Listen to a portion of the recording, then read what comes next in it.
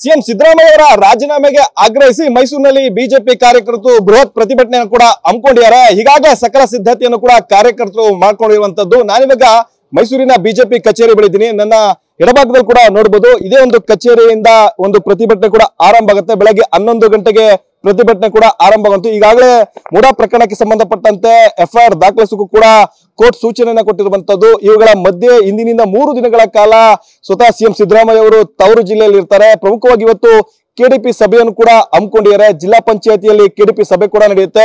ಮತ್ತೊಂದ್ ಕಡೆ ಪ್ರಕರಣಕ್ಕೆ ಸಂಬಂಧಪಟ್ಟಂತೆ ಎಫ್ಐಆರ್ ಕೂಡ ಒಂದ್ ಕಡೆ ಲೋಕಾಯುಕ್ತದಲ್ಲಿ ದಾಖಲಾಗ್ತಾ ಇದೆ. ಈ ನಿಟ್ಟಿನಲ್ಲಿ ಸಿಎಂ ಸಿದ್ದರಾಮಯ್ಯ ಅವರು ರಾಜೀನಾಮೆಯನ್ನ ಕೊಡಬೇಕು. ಈ ಒಂದು ರಾಜೀನಾಮೆಗೆ ಒತ್ತಾಯಿಸಿ ಇವತ್ತು ಬಿಜೆಪಿ ಕಾರ್ಯಕರ್ತರು ಬೃಹತ್ ಆದಂತಹ ಒಂದು ಪ್ರತಿಭಟನೆ ಕೂಡ ನಡೆಸ್ತಾ ಇದ್ದಾರೆ. ಪ್ರಮುಖವಾಗಿ ಬಿಜೆಪಿ ಕಚೇರಿ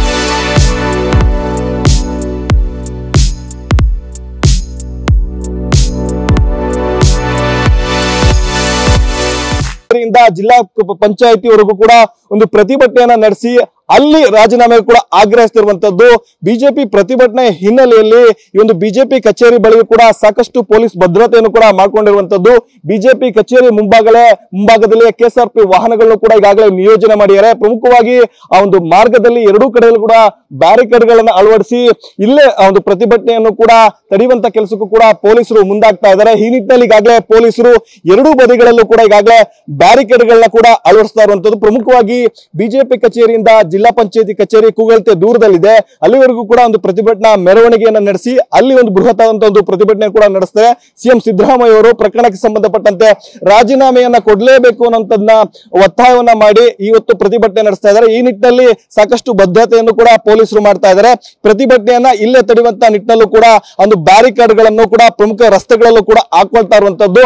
ಆದ್ರೂ ಕೂಡ ನಾವು ಪ್ರತಿಭಟನೆಯನ್ನ ಮಾಡೇ ಮಾಡ್ತೀವಿ. ಸಿಎಂ ಸಿದ್ದರಾಮಯ್ಯ ಅವರು ರಾಜೀನಾಮೆಯನ್ನ ಕೊಡಲೇಬೇಕು ಅನ್ನೋ ನಿಟ್ಟಿನಲ್ಲೂ ಕೂಡ ಪ್ರತಿಭಟನೆ ನಡೆಸೋದಕ್ಕೂ ಕೂಡ ಬಿಜೆಪಿ ಕಾರ್ಯಕರ್ತರು ಮುಂದಾಗ್ತಾ ಇರುವಂತದ್ದು.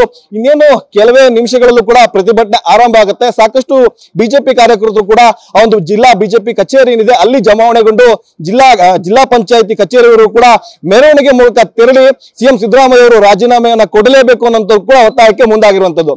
ಕ್ಯಾಮರಾ ಪರ್ಸನ್ ಗುರುರಾಜ್ ಜೊತೆ ಪ್ರಶಾಂತ್, ಟಿವಿ9 ಮಂಡ್ಯ.